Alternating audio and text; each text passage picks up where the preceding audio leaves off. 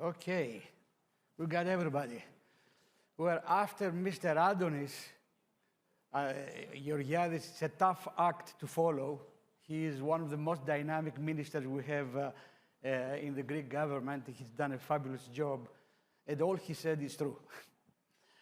So yesterday, in the context of several panels, we had the opportunity to delve in very much detail of how we perceive the future of competitiveness, particularly in the very challenging environment we are currently in. An environment which, among other things, has brought us higher inflation, and as we all know, inflation is not distributed evenly among the population and is stressing social trust.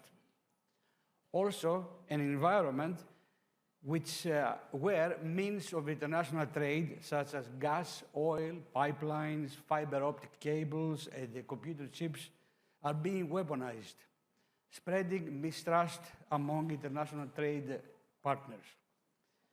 However, social trust and capital are essential to advance innovation, competitiveness, and economic growth. Therefore, it is essential that we pursue initiatives which further those complex agendas. Initiatives which require various stakeholders' conviction, mobilization, and engagement. Initiatives which make partnership building smoother and easier, and building trust, which is the ultimate social glue, as Roberto, and I borrow this phrase from Roberto. So the purpose of this panel is to have a conversation about these topics by discussing the secrets or the recipes of building trust and strengthening social capital in practice, thus creating the conditions and the fabric which is required to advance innovation and competitiveness. So in this panel, we will try to discuss those issues by framing those issues around three topics. The first topic is what are the critical success factors that build trusted social capital?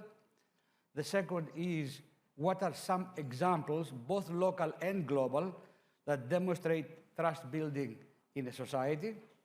And third, what tools are being used to create social capital and trust and to enable competitiveness, policy change, and innovation?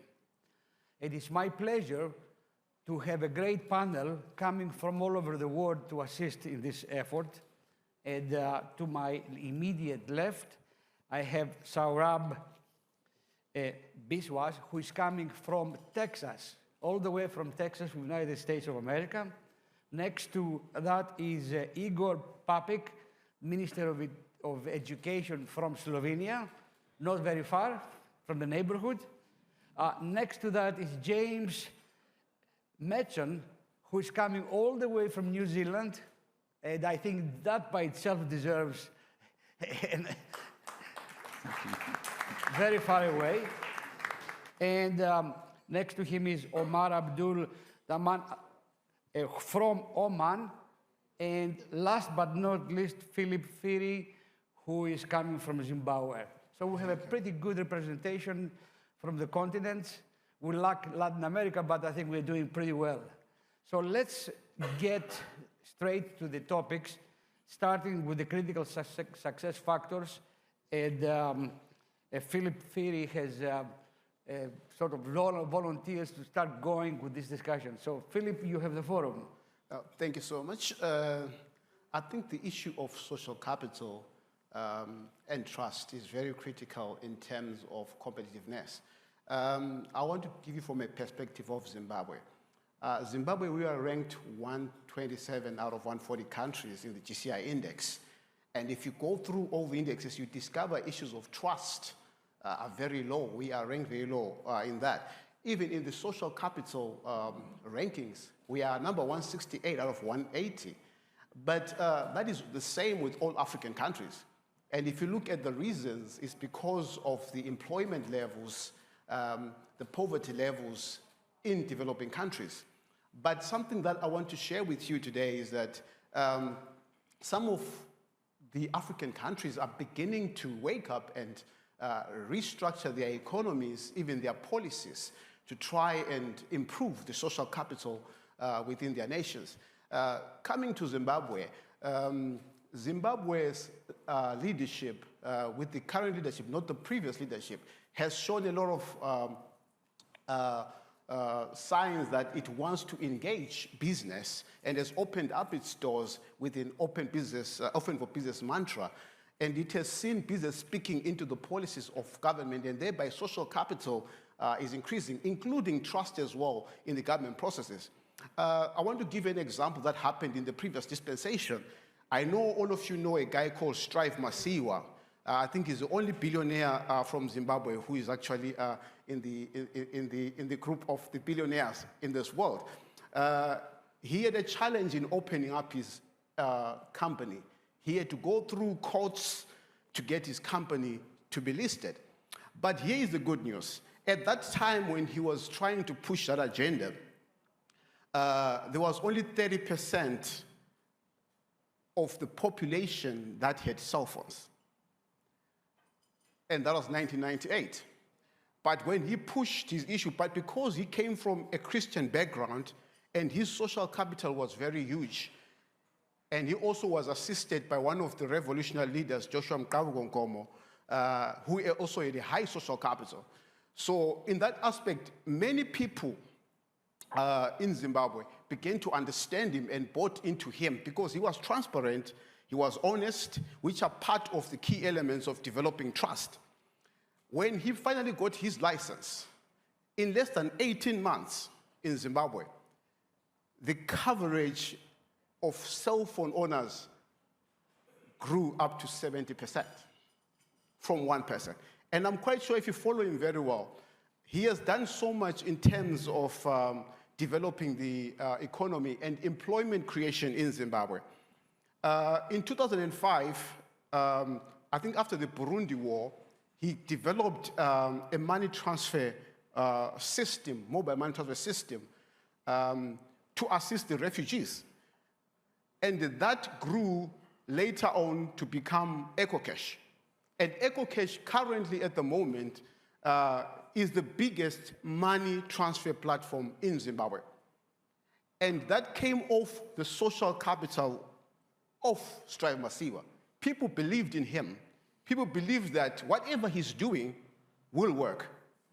Even at a time when Zimbabwe had hyperinflation and we had these quintillions and zillions of notes. But here is a man who used the social capital to gain trust from the citizens to the extent that he became one of the leading global leaders. I'm quite sure he's also part of the Melinda Bill Gates Foundation because of the social capital that he has. There's a second man I also want to bring to your attention from Zimbabwe in terms of the social capital that they built. There's a man who started off a funeral assurance company. And this came off a social capital concept in Zimbabwe.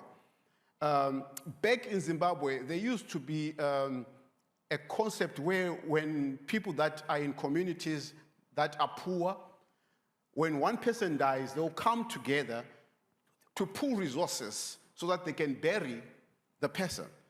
And the prevalence of burial societies in many disadvantaged communities in Zimbabwe is very high even up to today. But here is a man who took the concept and converted it into a commercial business. And the commercial business is now known as Nyaradzo.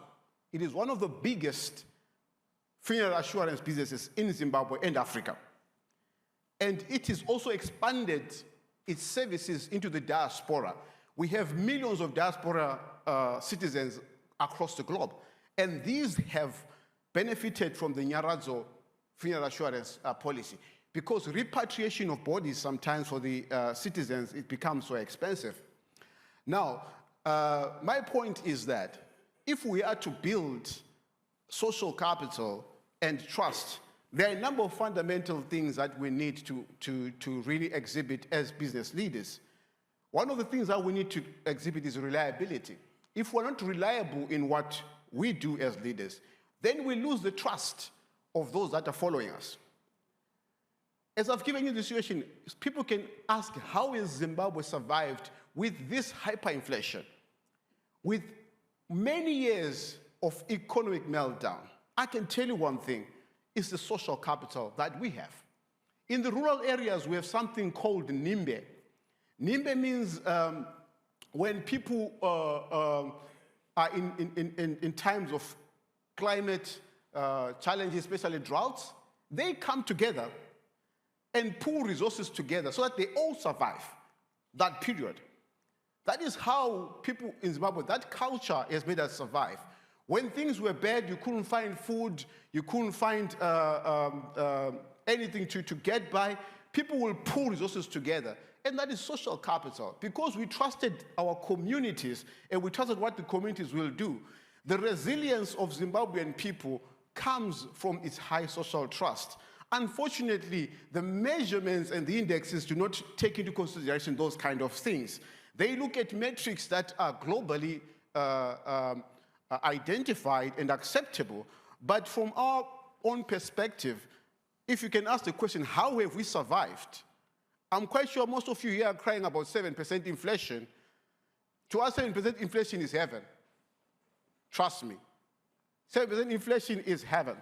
We have gone through inflation of 800%, 200%, but we have still survived because we have developed a system within African nations, especially Zimbabwe, of how to get by. And that emanates from the social trust. One thing that I also want to bring to your attention that Zimbabwe has seen, even our entrepreneurs sectors and startups, there is something called sharing economies that you, maybe the developed world, you know very well about. What has happened in the startup entrepreneurs, we have so many graduates coming out of college, but they can't get jobs because our jobs are very few in Zimbabwe because of our economic situation. But what has happened, we've seen the rise of what you call sharing economies, where a big enterprise will take a place or a premise and divide it into small areas so that every small entrepreneur can come in. And that has allowed our young graduates to survive and keep moving. But what we lack in Zimbabwe, in order for us to utilize the social capital I'm talking about, is the financial capital. We have so many resources. I will tell you right now, I spoke about the steel plant project. It's one aspect that where the government has looked at the social capital that is available.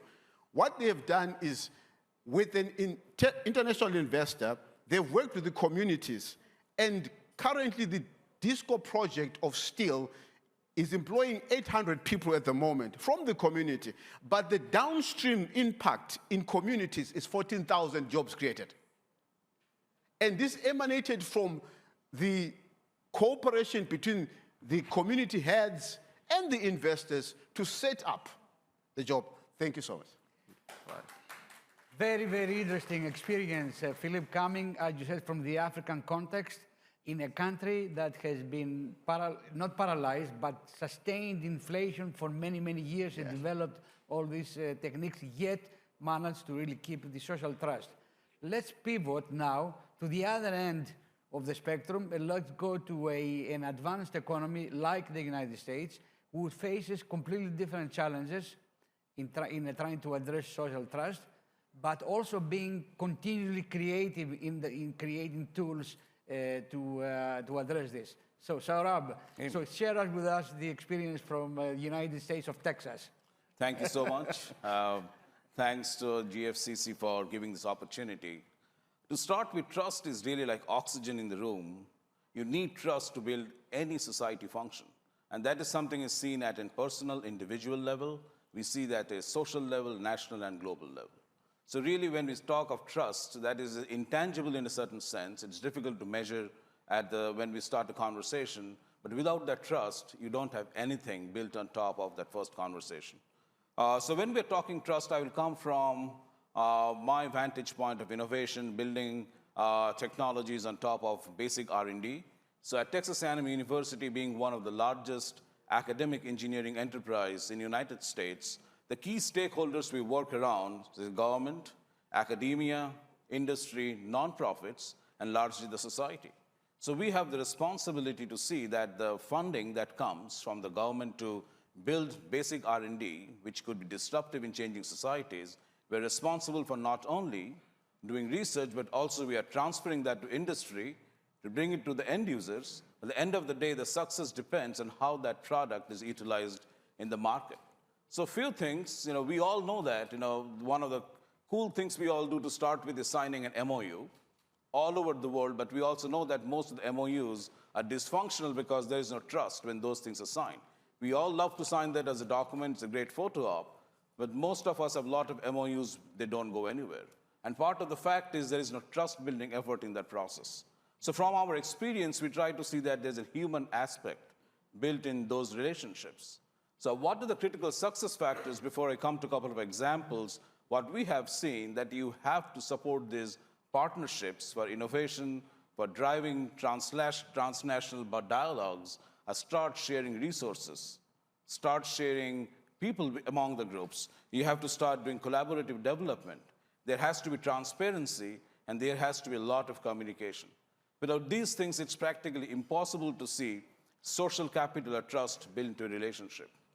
A couple of examples I will get into which are quite pervasive, but also are fantastic case studies where great technologies had severe challenges in getting social acceptance. Two examples I will talk about briefly. One is certainly the speaker, Dr. Hamaguchi, talked about vaccine. Fine, vaccines are a great example of human creativity and scientific achievement in the last 100 years. This morning I was reading the newspaper while breakfast with Greek Prime Minister has said everyone to take flu vaccination. Maybe 3 years back, this will be a normal health message on television, no one will think about it. But we somehow have entered an era now where something which is very fundamental, annual process has become something a very social dialogue. And why this has happened? COVID vaccine, if you look at it, it is the biggest human achievement in science and technology. In 2 years from preclinical data, billions of vaccines were made and given to people with relatively good understanding of short-term success and safety, and surely I'm hoping there are long-term safety data too. But we saw the challenges, fine, in geographies like in the United States, an example, but a lot of places in the world, there was something which was taken by everyone, most cases, I'd say statistically 80% of the world took it, but the challenges we saw was building the trust around that process. And is there a solution to that? The solution is communication, transparency. The scientists, the industry, they will have to keep doing what they do, but we have to keep building social trust. The second example I will touch upon is artificial intelligence. That one technology is going to change how we look at things, including in banks, including academia, including every industry. So there is now a whole new place called trustworthy AI. It really hasn't happened in technical field that you had to start adding some word in front of your technology. Why? Because there is a tremendous amount of suspicion that how the data that is being used to make decisions are they truly reflecting the society in which the decisions are being implemented. So these are two examples where you can see the success that happened from fundamental research to translation to industry adoption, but we are hitting the roadblock. Is the society going to accept these changes, or they are going to implement these changes? And that will depend on how we communicate, how transparent we are on the academia, on industry, and the government and nonprofits to make that happen. Fantastic intervention, Saurabh, which has been, as you pointed, highlighted by the success in treating COVID. And we saw the resistance also in pockets, although the science was there, yet there was some distrust which overcame, of course, with coordinated effort on many, many levels. And one of Greece's success was that, basically building trust to what science gave us. But there's also quite an interesting contrast of what we heard between the building trust in the context of Zimbabwe, okay, which is a social context, but also how this is translated in the United States, which is a more advanced economy, where you have different interactions and different interplays, but how it's being dissected down to basics like MOUs, memorandums of understanding, or I was at non-disclosure agreements and all these things, which are basically practical ways of building trust, which is an essential requirement to go further. Yeah, you need the social contracts, yes. Absolutely. Well, let's change course a little here because we have two speakers with us who are going to share their vision, their dream how to build growth and competitive environment and innovation through building social trust. And the two examples we have is one from Oman. We have with us Omar, who is going to share with us his vision of the country for Oman 2040, correct? Yes, correct. He's the youngest member of the panel. He gets a lot of, he brings with him a lot of energy, not only in the form of fossil fuel, but also in the form of his youth. And he's eager to share with us his story. And then we will have the minister from Slovenia who's going to share with us his experience and his vision of what he plans for Slovenia. Thank you, George. First to Oman. Thank you, George. It's an honor for me, of course, to be part of GIS. This is GFCC. This is my first time here. So, of course, I'm the youngest, not only in the panel, but probably in the room too. It's an honor also to be, and I'm happy to be part of this great panel discussion. When we speak about vision, visions are always connected to the youth. It's a very long vision. We still have 18 more years to go. It was published and announced in 2020, 2 years ago. I was happy to participate in actually working on the vision document. Back in 2017 and 18, I was called to participate in the national conference of creating Vision 2040 document. And I was one of the youngest amongst a lot of young leaders to actually work with the government entities and our ministers to build our vision. What's really interesting about that, and when it comes to strengthening the trust and social capital, we had a social participation of 41K. 41,000 people in Oman participated in writing down their dreams in a paper that were transferred into 12 priorities that we're looking for right now. That includes investments, health, economic development, and more trust about when it comes to environment and energy. So I was lucky to be part of that. When it comes also to building social trust, we created a roadmap. There was a huge roadshow in all governance in Oman, so the guys flew all the way with 300 to 400 kilometers driving, just to make sure that everyone participates in writing down their dreams and what they want to achieve throughout this vision. And one of the best practices we have is that we initiated and we established in 2020 Oman Vision 2040 unit, which is the unit that is responsible to make sure that all those dreams become true. So we have the 12 priorities, and there is national programs that accelerates all our priorities, and then we break them down into projects and initiatives, and there is those tiny milestones that are followed up weekly and monthly to make sure and ensure that every project is in progress. Of course, we also have annual reports. This is one of the ways that we are communicating with the public. What is the progress of a project that has been done in agriculture? What is the progress in a project that are we doing in health? So this is one of the ways that we are actually leading by social capital. I remember also back in 2019, I worked with the guys on the National Competitiveness Office and with the World Bank to spot the light on what did we do in doing business report. So we moved 10 places, and one of the methodologies we used to break down the processes was lean. So we deployed 12 lean coaches in different governmental entities and bodies, and we value stream mapped all the processes, and we tackled each and every one of them. So the pain mix that actually affects all investors. So, and here I want to spot the light on the motto that we used by that time. It was be hard on the process, soft on the people. So we were so hard on the process, but we were so soft on the people. And when we speak about people, there are two types over here.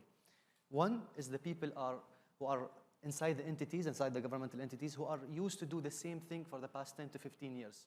So it was difficult for us to change that mentality. So he comes to work, he knows what to do for the past 15 years. You come and tell him, stop it, we have to reevaluate whatever you're doing, and we have to re-engineer the process. The second thing is, we engaged the public, we engaged the investors with us in the streamlining of the processes, and we told them, tell us, what's the issues are you facing? So we brought both together, and we managed to sit together and and fix all of this. And we moved 10 places in the doing business report. So this is mainly about our vision. And I would also thank my entity for nominating me to be part of this. And this actually reflects the trust and the social capital, sending one of the youngest employees they have in the unit to speak about their vision. Very interesting, Oman. Omar, and if there is one thing at least that I picked from your presentation is inclusivity. So you were inclusive both in forming the dream. Of course. And you're also inclusive in terms of trying to execute the dream by realizing that there are people who are, if you want, passive, the people who are more energetic, but you try to engage all of the above. So inclusion. And inclusion is definitely one of the prerequisites of building social trust. So let's move then to another, in a different context, which is Slovenia. Slovenia, which is within Europe, of course, just for those of you who are far away from Europe. It's a small country, it's different from Slovakia, just to make sure we understand that. Yes. Some people confuse that. Here is basically a country that aspires to set its own future, but also within the context of European Union, who has parallel dreams. So I think Igor will share with us his dream about what he's putting to make that reality of Slovenia 2050. Is that correct? Yeah, Society 5.0 yeah. within the European dream of 2050. So, Igor. Thank you, George. Yes, first, it's a great pleasure for me to be here today with you to share some of my views. First, I would like to point out we just started with the new government. Now, I'm in the office now, something more than 5 months, but I will come back to national activities later on. Allow me to start with more global view. I asked you before if you are familiar with the term Society 5.0. Why I'm pointing out this term? Maybe European would be like Society 2050, meaning that we are trying to prepare some visions, strategies for the development of our society still in the next 30 years.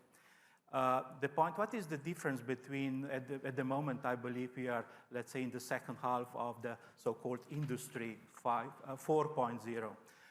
And of course, if we talk about the present paradigm of future development, of course, everything is more or less related to technology. What is the difference if we go to one step further to Society 5.0? I believe it's exactly what is the title of our panel here. So, strengthening trust and social capital. I mentioned that now we have primary in our minds the development of technology. In the future, I truly believe that, of course, we have also some very nice examples of misuse of this technology, because, of course, we know that the profit is the main driver of these technologies that are available today, and in the future, we have to include in much larger extent social sciences and humanities. And that's exactly building trust at the social level. I believe that's the new paradigm of our development. So we have to work together with our society, with people in future development of our technological solutions. If I go now back to Slovenian level, of course, Slovenia is a member of the EU. By the way, we managed to actually stop the inflation rate in Slovenia in the last couple of months. Actually, we even managed to reduce the inflation rate by 1%. I think in the Eurozone, the inflation is still increasing, but we managed in a couple of months reduce the inflation by 1%. It was close to 11%, now we are below 10%, and we know that even some countries in the EU have inflation rate over 20%. So, of course, that was just starting point, and in the next phases, we will, of course, further develop our development strategy. Allow me to say a few words about some international activities going on in Slovenia. Of course, my background is in engineering, power engineering, infrastructure, and so on. And we managed to establish one or to start running one of the largest demonstration project, international project, together with Japanese agency NEDO.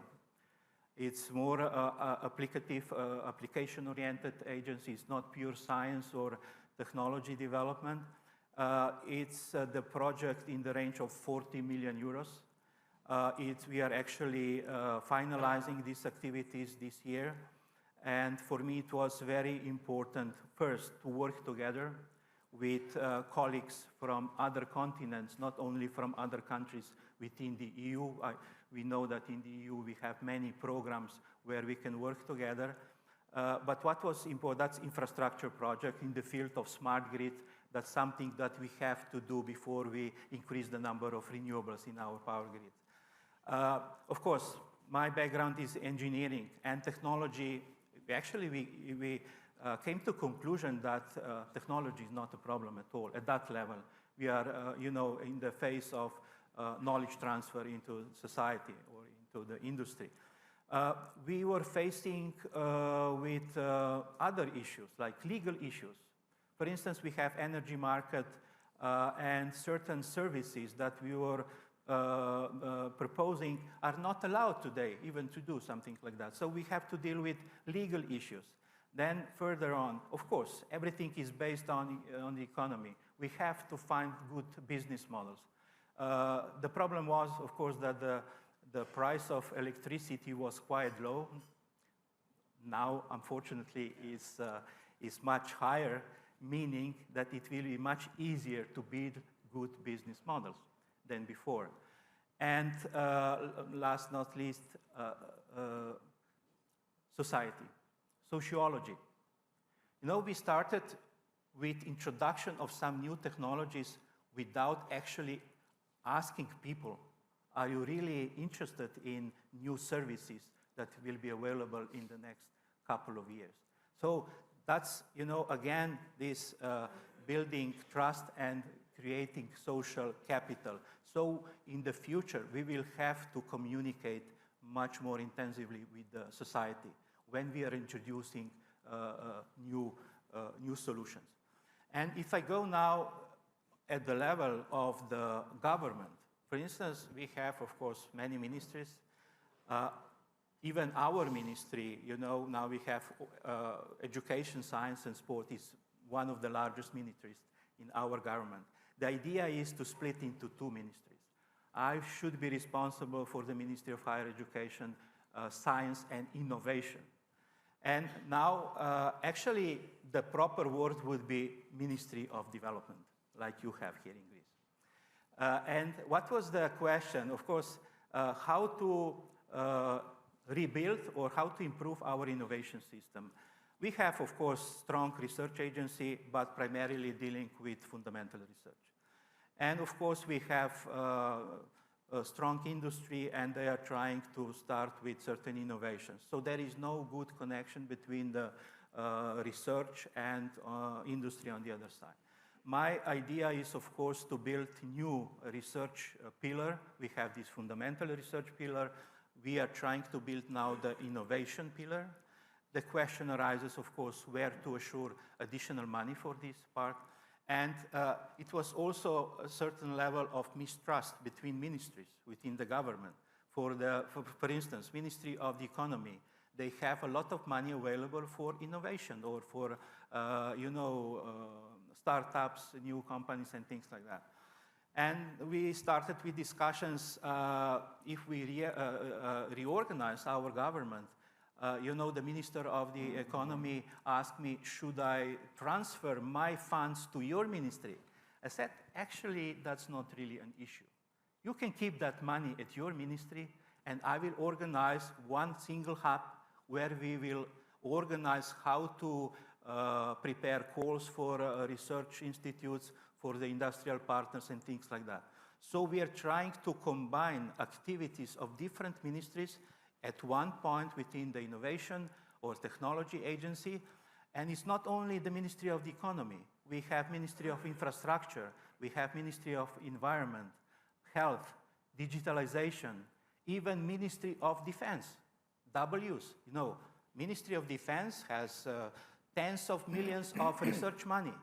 And again, I said, no, keep your money at your ministry. I will just organize how to efficiently, effectively use this money for knowledge transfer into not only industry, but into society. So in that way, we immediately started working on this new organization form because everybody was happy with their own budget of the ministries. But the idea is really not to have one ministry for the development, but to have some kind of super ministry or coordination of 6, 7 different ministries that will work more organized in the way that we increase the process of transfer of knowledge. And of course, the final goal is to increase the added value of the economy. So that would be Thank you very much. short overview. Yeah. Thank you very much, Igor, for sharing the experience of how do you, I suspect that part of the challenge is as you have been transforming the economic model in Slovenia from a more centrally planned economy to a more diversified, decentralized economy, these kind of issues of coordination come up. But I think your recipe of keep it but deploy it properly for the sort of like the channeling knowledge and innovation is the right approach. Keep it. It's not a question of turf, but it's a question of how you utilize the money to address in the social trust. Before we move to James, who is going to change a little bit the topic, because we talk about building trust at a social level, local level, but there's also trust. If you're going to really promote global growth and global trade, then there has to be trust among global partners as well. And James is going to move the discussion to that different plateau now. And I'd like to reserve a little bit of time to come back to see if we can be, if we go a very quick round to see specific examples of something that comes in your mind that has been critical in your country in building trust. But let's leave that to the side. Let's go to James, who has also his thoughts regarding how we build trust, but in the international context. James. Thank you, George. And first I'd like to just acknowledge our hosts for a fabulous venue and a program, and to Deborah and GFCC for bringing us together for a discussion we've looked forward to, I think, for a long time. I'm going to take a university perspective, I guess, more, because universities are actually, can be quite a useful bridgehead for discussions across the board, because although, as Isabel Gill indicated, there is no the university, there are a number of common characteristics around issues like academic freedom, and the things which are certainly in New Zealand embedded in the Universities Act of Parliament, and that our role as critic and conscience of society. It gives a degree of freedom and a degree of common ground that universities should be able to provide platforms for quite difficult discussions across the globe. I'm going to go back to a New Zealand example of some years ago, our previous government set up what were called CAPES, Centres of Asia-Pacific Excellence, as they were. I was initially very sceptical about this because this is not a research initiative. This was an initiative actually with trade sitting behind it, because it was about understanding cultures, economies. If I may intervene, imagine now New Zealand being at the end of the world. For them, international trade is not just a nice thought. It's a requirement to live. They need to trade with the rest of the world. So what James is referring to is really at the heart of it. We are a country of 5 million people, so the world will not come to us. That is the point. These CAPES have been very interesting, because the idea is understanding culture, understanding economies of the areas of the world which are most strategically important to us at the moment. So they are focused in North Asia, Southeast Asia, and Latin America. So our neighborhood broadly is anything within about a 10 or 11-hour flight is our neighborhood. We had a meeting about a month ago of those, and one of the addresses to that CAPES meeting was from New Zealand's Deputy Secretary of Trade and Economic Development, essentially our Chief Trade Officer, who actually was born in Greece. Vangelis Vitalis is his name, and he was commenting on what the world looks like at the moment and how increasingly difficult it has been to land trade deals. And that, I think, is reflective of our global state of trust at the moment, and I think we need to acknowledge we're at a low point in that. He said, this is more difficult than it has been for 50 years in terms of those negotiations. And then how do we get past that? What are the vehicles which build that trust?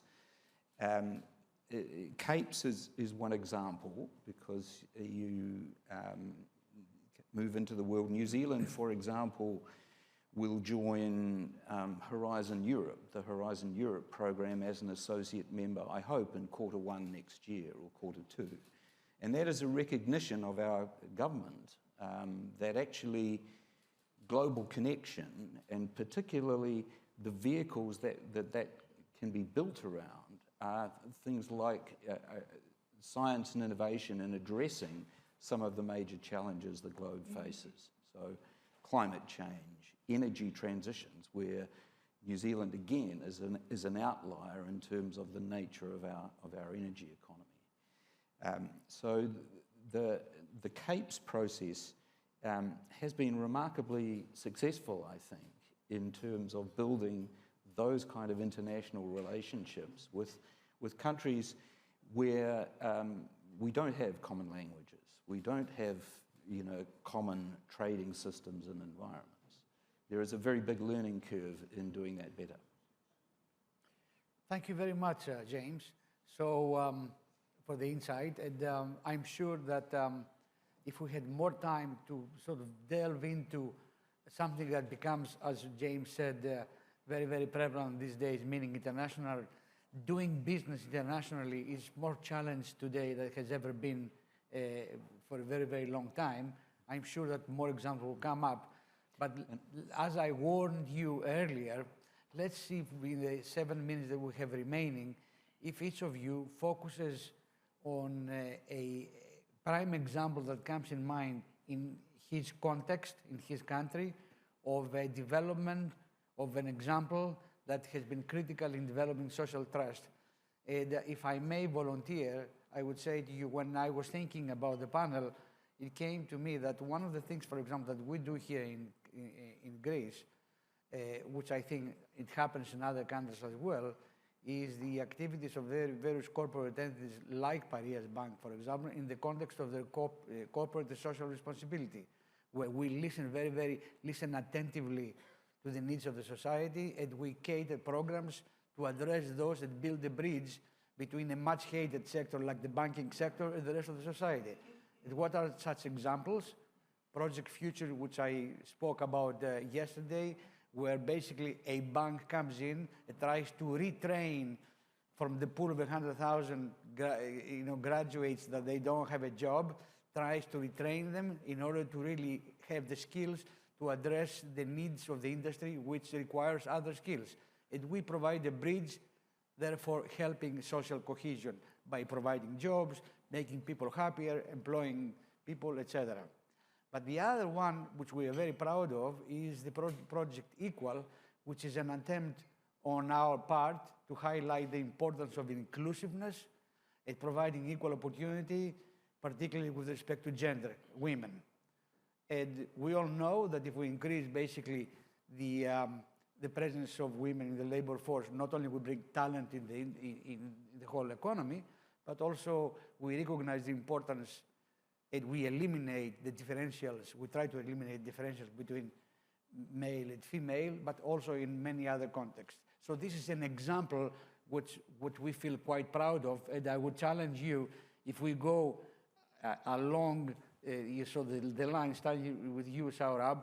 In your context, and from your experience in Texas, United States, if there is one thing that comes in mind that resonates with you, and then we'll continue throughout. So you guys prepare while Saurabh is talking. Yeah, but from a context of, in Texas and United States, certainly our focus is on expanding the deep tech economy. And one of the roles where we play very closely across the state as again, in prime R&D organization is to really democratize this process of bringing in folks who are not in the deep tech economy, how we can help them to start companies, how to train entrepreneurs to think differently. So they might be in a different business now, but how to train. Manufacturing is a prime example.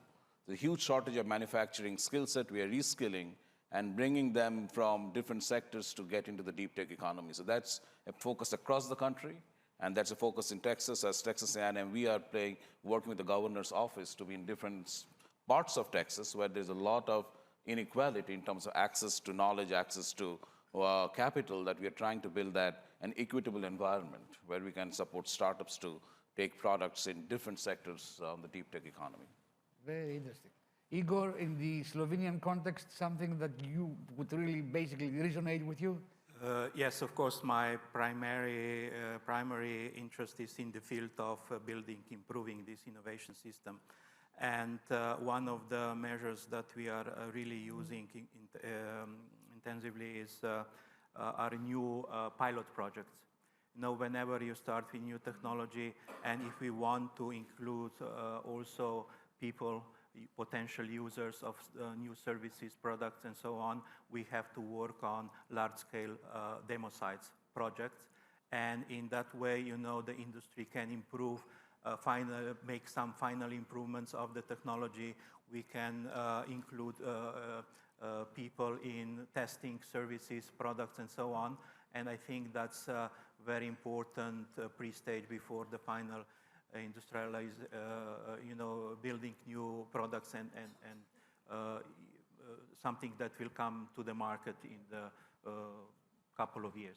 So Slovenia is relatively small country, 2 million population, and we are a perfect country for pilot projects. Fantastic. I mentioned the one before with colleagues from Japan. Fantastic. James, if you want to add anything more from completely different, I know you're an academic, but a big focus on people at the moment, because COVID has had a number of impacts, and in fact, where we saw a global crisis that really needed a global response, and as Candy indicated earlier, what we saw was vaccine nationalism. But closing our borders also limits the flow of people, and New Zealand has always been a huge trader in talent. We export a lot of bright, innovative people to the world. We import similarly. When that flow is stopped, that is going to have a long-term tail impact on our innovation economy. And so rebuilding those capabilities, rebuilding the exchange of people and talent with the world is actually one of our biggest problems. Very interesting. Inclusion again, skill sets, completion, and enhancing the opportunity set. I think when it comes to us, besides the lean methodology that we use to ease doing business and ease the procedures and processes to build social capital, we have two other main tools that we actually use more often. One is the labs, and labs is something that we learned from the Malaysian friends. It's a 6 to 8 weeks lab where we gather all, you can say, stakeholders, the government, NGOs, investors, whoever. So for example, let's say the current upcoming lab is health. So we have doctors, we have academia, we have investors coming in, we have youngsters are also participating too. So the labs will take 6 to 8 weeks where everyone comes together and discuss how can we come up with great solutions, new initiatives, new projects to develop this, which of course falls under our priorities. The second tool, or the third tool actually, is clinics. So when you're sick, when you're not too sick, you go to the clinic. You don't have to go to the hospital. So when there is any issue between any two entities or our stakeholders, they come to us, to our clinic. We try to problem solve as much as we can, as fast as we can, some certain quick wins, and then we move on. So those are the main two tools that we actually use. Finally, I know that we're running out of time. I remember my siblings and parents and also my friends, they tell me you work day and night. What do you do? We cannot see anything. So I remember back in doing business report, we screened our reforms, the country reforms, in the streets, in the, what do you call it, in the signals. So and there was a big one in front of my house.